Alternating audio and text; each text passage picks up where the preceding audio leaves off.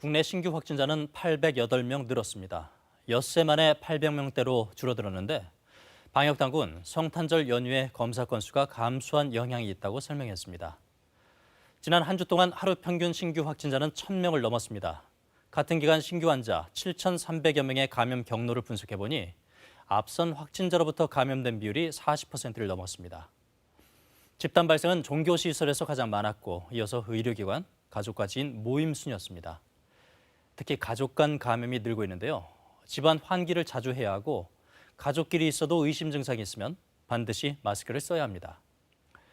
또 고위험군이 많은 요양병원과 요양원을 중심으로 감염이 지속되고 있어 정부가 감염병 전담 요양병원 지정을 추진하고 있습니다. 한편 500명 넘는 확진자가 나온 서울 동부구치소에선 또다시 대규모 집단 감염이 확인됐습니다. 어제 3차 전수검사한 결과 오늘 200명 넘는 추가 확진자가 확인된 것인데요. 동부구치소에 나가 있는 취재기자 연결하겠습니다. 김민철 기자, 추가 확진자 오늘 정확히 몇 명 나왔습니까?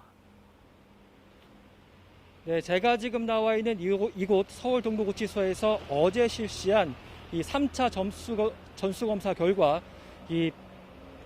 오늘 결과가 나왔는데요. 이 수용자 233명이 추가로 코로나19 양성 판정을 받았습니다.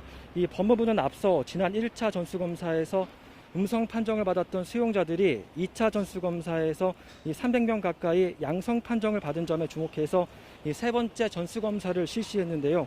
또다시 대규모 집단 감염이 확인된 겁니다.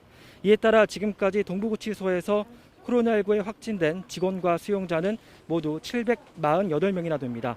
이 동부구치소에서만 이렇게 대규모 확진이 잇따르면서 애초에 전수검사 시기를 놓친 것이 확산의 빌미가 된 게 아니냐는 논란도 일고 있습니다.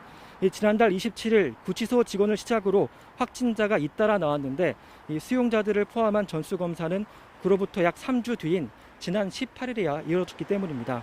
이에 대해서 법무부 관계자는 이 수용자 중 확진자가 처음으로 나온 지난 14일까지 이 방역 당국이 전수검사 필요성은 낮다는 의견을 제시했다고 밝혔습니다. 그리고 이미 확진된 일부 수용자들은 오늘 다른 곳으로 옮겨졌죠? 네, 청송교도소로 알려진 경북 북부 제2교도소로 이송이 됐는데요. 확진자 가운데 증상이 없거나 경증인 수용자 345명이 대상입니다. 이 동부구치소 내 밀집도를 낮춰서 추가 확산을 막기 위한 조치인데요. 이송 과정 중 전염을 막기 위해서 버스 운전자는 의료진이 착용하는 레벨 D 방호복을 입었고 이 수용자들에게는 KF94 마스크와 라텍스 장갑 등이 지급됐습니다.